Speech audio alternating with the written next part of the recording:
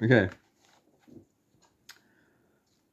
So I think I'm just getting back into it. It's been, oh, God knows, how long has it been since I studied Korean? Probably about over a year now. So I'm just going to refresh my mind. Today I'm just going to be looking at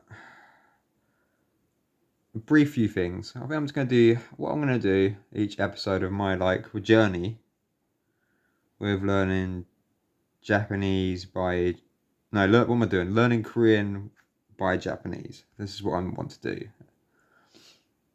And I'm going to keep it to 20 minutes, 25 minutes per video.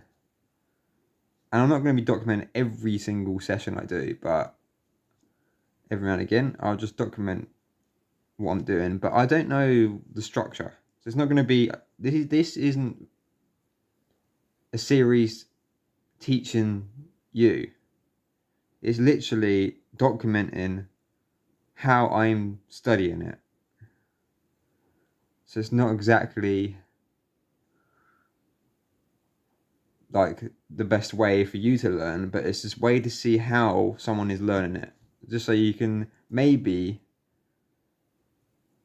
just have another opinion of what stage that people are at. Because not a lot of people can get lose a lot of inspiration after maybe learning for a month and you feel like you're getting nowhere, and it's hard to connect to people because all these videos online always show just like perfect and always just how to do it, but not the ups and downs of learning. So this is more of the learning process, just so you can see, like, look, it takes a long time and I'm going to be taking my time with it and I'm not going to be improving fast.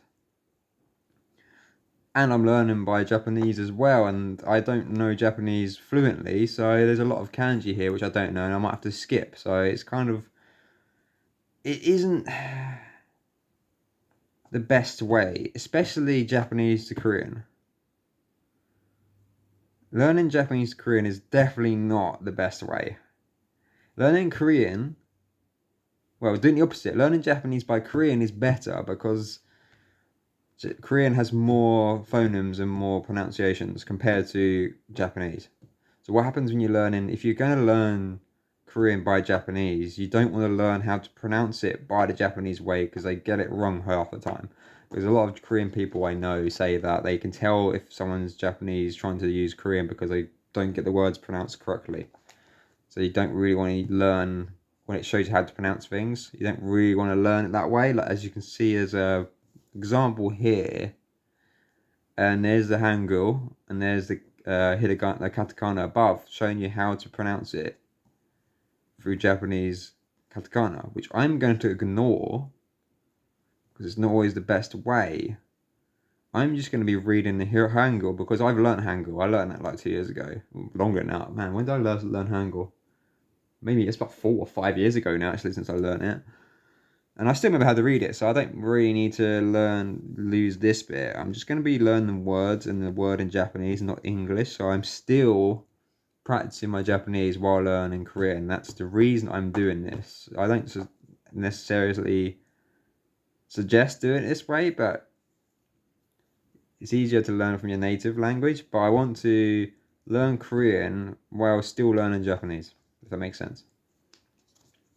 So I'm just basically starting today. It's mainly talking, but I just want to briefly show you how Hangul works. I'm not going to go into each Hangul sign and what it means. I'm not going to do that because that's teaching you. I'm just showing you what my learning process and how I'm learning, and just showing you, just documenting my journey through studying Korean. So I'm just gonna give you a brief way of how it is. So what you see here is, if I cover it up, this is one Hangul sign split into two parts. You can see here, it shows you how parts are made. So if you look at this part here, this is one Hangul sign, but it's been split into three parts. So there's actually three Hangul components make up one sign, if you know what I mean. So it says here that NAM. So there's your N, there's your A, and there's your M, and then it all combines to one to NAM, and that's how you say it. And you read it this way, that way. It says dun dun. And also, sometimes you gotta get two, so it's just NA, na, stuff like that. And then you got your it can, and the positions are different as well. So you've got this one which is positioned differently. So it's like top, middle, bottom. This one's left, right, down. So that can change as well. So you've got mun there, which is his here, M-U-N, mun. But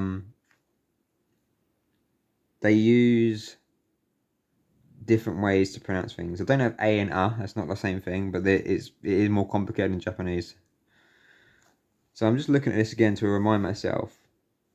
And I'm just going to sometimes probably not talk in English and just read out the Japanese and not talk to you because it's document me learning. So sometimes it's going to be just me learning and not actually explaining. Okay. This is like the first episode, so it's kind of just like an introduction of what I'm going to do.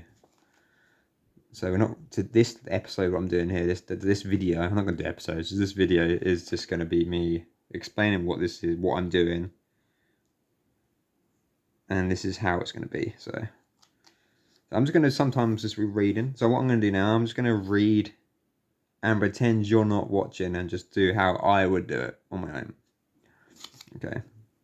Also, actually no, I do read it out loud anyway. Because this video I'm going to be reading it out loud, but I do read it out loud anyway to practice pronunciations as well.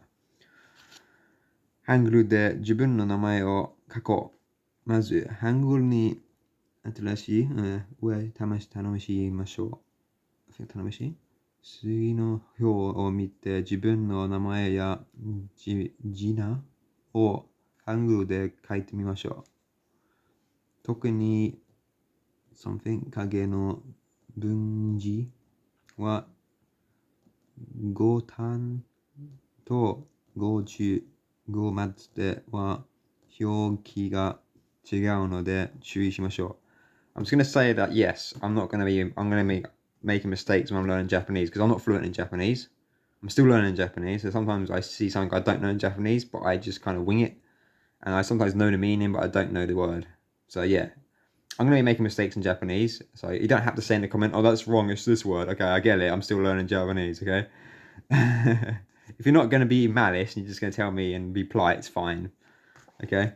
So I know I'm making mistakes in Japanese as well. Because I'm not a Japanese person. Okay.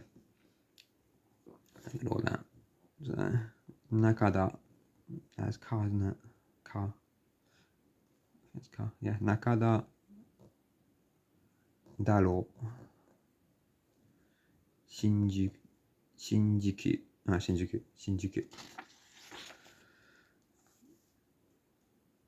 Yeah, I know that. So this is more, I said go or obey or sonohito. Okay, this is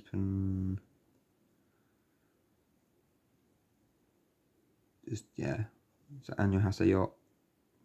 하지마시테かな. こんにちは感じ。こんにちは。おはようございます。こんばんは。全部一緒ね。안녕하세요. 안녕하세요. こんにちは。おはようございます。こんばんは。全部一緒。안녕하십니까. こんにちは。おはようございます。こんばんは。반갑습니다. お会いできて嬉しいです。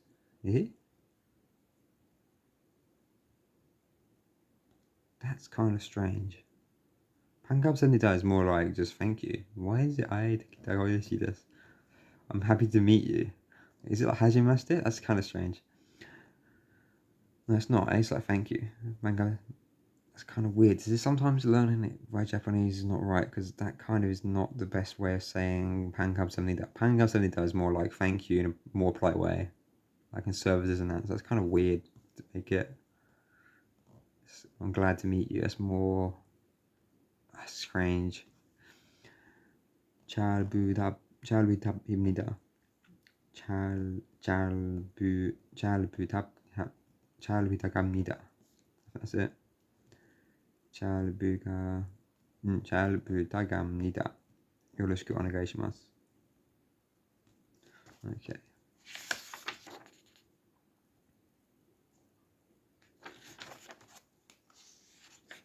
Here we go. 無事で発音。あ、い、です。Pronunciation is a nightmare. U. U. E. It's quite good with the face things here. A. E. U. E. E. E. E. Ah, I can see this is actually good. This is good. I haven't used this. E. E. U. U. The O. O. O. Ah. Okay. I've only just realised that this is incredibly useful. I've never looked at this before, and it's helped me out to do differentiate the sounds. Differentiate. Man, my pronunciation in English is just as bad. Okay. 日本語の母本字、母音字、あいうえおは一つ文字が一つ音単を表しています。しかし、韓国の場合は母音を母音するとき、発汗かながないことを表す高音字のをつけ、その下が右の母音字をつけて一つの母音を表します。韓国において日本語のあいうえにあたる母音は日本語より数が多いんです。まず、基本的な8つの母音を覚えましょう。日本語より口をニンニクかなニンニクじゃない。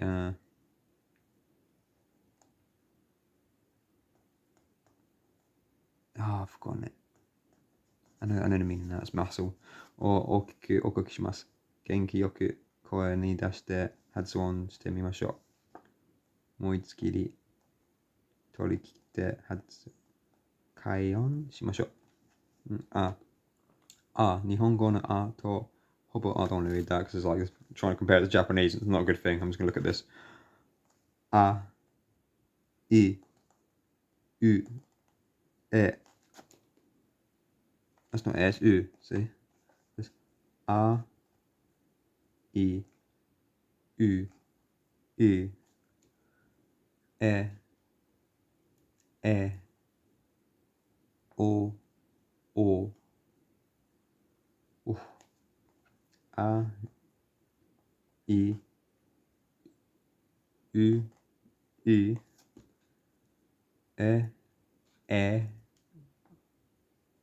O, O. Oh my god, I figured it out after all these years. I just figured these images have helped me realise, but the thing is, it's not set in stone. I need to keep practicing this. I'm going to keep practicing off camera because that's going to be very annoying to me hearing me constantly do that. But I need to stick this in my memory and it'll help me read later on. So I think I'm going to stop it here. So what I'm going to do is just literally do a little explanation what I'm going to do today, like I just said. Do a bit of real-time learning with not really talking to you, and then summarising. This is summarising what I've just doing. So I'm going to focus on this for a while now. And the next video I do will be another segment. So I'm going to now. I don't have any time frame. I'm not going to do any time frames. Just I think it's a really bad thing to do is give yourself time frames to learn things. When you learn a language, it just takes as long as it takes. Just do it on your own pace because otherwise you're going to stress over it and not actually learn it because you're too busy trying to learn it quick. It doesn't work like that. So I'm just going to be learning pronunciation for a while. So hopefully this is interesting, and I'll see you a lot again soon.